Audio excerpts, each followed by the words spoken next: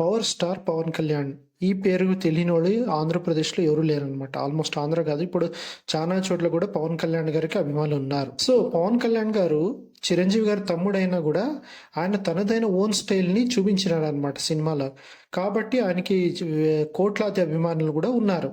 So, ఈయన at present వచ్చేసి ఈయన సినిమాలు చాలా డిఫరెంట్ అవుతాయి. ఒక సినిమా నుంచి ఇంకో సినిమాకి యాక్షను, కామెడీ టైమింగు, మరి ప్లస్ డైలాగ్ డెలివరీ, మరి తనదైన ఒక స్టైల్ ఉందన్నమాట. ఆ స్టైల్ వల్ల ఈయనకి కోట్లాది అభిమానులు ఉన్నారు.